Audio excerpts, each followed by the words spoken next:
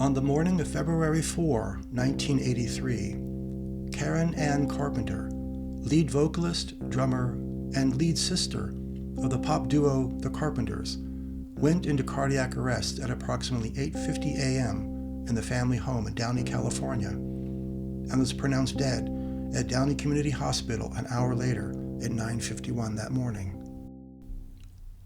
She was getting ready to go out and sign divorce papers on her brief but disastrous marriage to Tom Burris when her mother began to wonder where she was, since she had just made the morning's coffee. She found Karen lying on the floor of the kitchen in cardiac arrest, wearing a red tracksuit. She was not found nude in her closet, as the press falsely and salaciously reported. When paramedics arrived, Karen's heart was beating once every 10 seconds, or 6 beats per minute.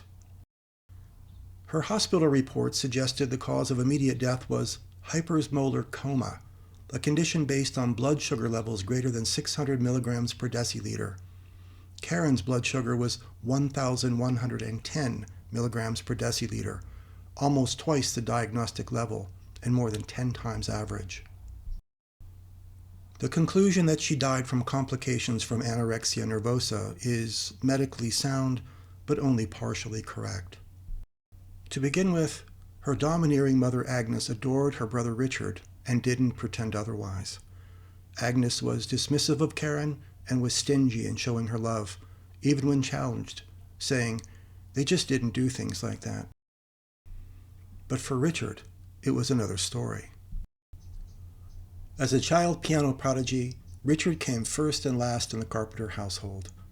Karen herself later stated that just like her mother, she too adored her brother, and to be more like him, she switched from gym class to choir so she could avoid exercise and play music. Agnes had persuaded her husband to seek work in Los Angeles so Richard could avail himself of opportunities in the Los Angeles music industry, and he and Karen enrolled in Downey High School when she was 14 years old. She took up the drums, and she was talented, learning complicated drum lines and even studying under Bill Douglas, who had played with Benny Goodman and Art Tatum. For Karen Carpenter, this dysfunctional family dynamic was the equation's first and most damaging part. As the only girl in the family, Karen was largely ignored, marginalized, and devalued by her mother, leading to low self-esteem. Also, like many teenage girls whose metabolisms and hormones were changing, Karen started putting on weight, so she began dieting.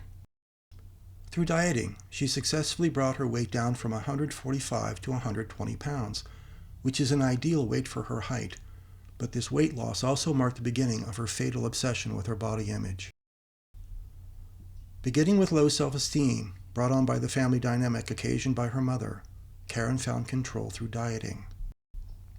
In time, she developed anorexia nervosa, a psychosomatic disease in which the person is obsessed with their body weight, viewing themselves through a distorted lens where the mirror always tells you that you are overweight and unattractive, no matter how thin you become. Her anorexia nervosa took several years to develop until she arrived at a body weight of only 77 pounds by 1975. To lose weight, she engaged in excessive exercise and took as many as 90 Dulcolax laxative pills per day to purge her body of food. She also began taking 10 times the recommended dosage of the thyroid replacement medication Synthroid to increase her metabolism, even though there was nothing wrong with her thyroid. Lastly, she began abusing the medication Ipecac, which is an emetic designed to induce vomiting as a countermeasure for poisoning, but when used repeatedly, corrupts and breaks down the fibers of the heart muscle.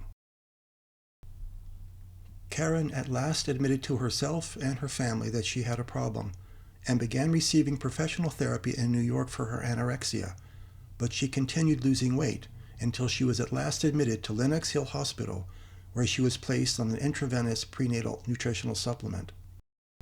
The supplementation did increase her body weight, but her quick weight gain of 30 pounds in only 6 weeks placed a heavy stress on her heart. Today, they would have given supplementation over a longer time frame, but they clearly were trying to save her life.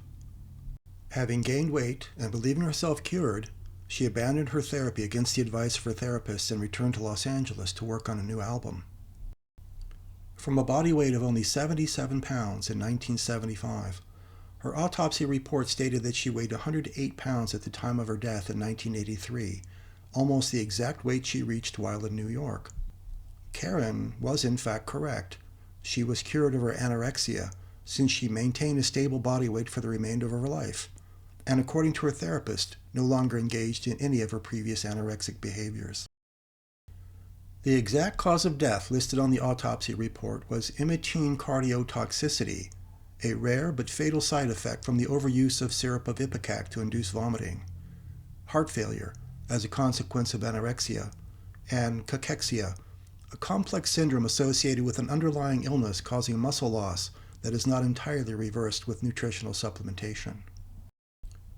The paramedics who found her also did not report her to be overly thin. Karen had conquered her anorexia and would have lived, but for the Ipecac that had dissolved and compromised the muscles of her heart. In the end, a lack of love from her mother, her ex-husband, and from herself all played a role in the death of Karen Carpenter. The syrup of Ipecac was simply the fatal mechanism. In addition to being recognized as one of the best female drummers of all time, her singing voice has long been recognized as one of the most beautiful female singing voices ever recorded.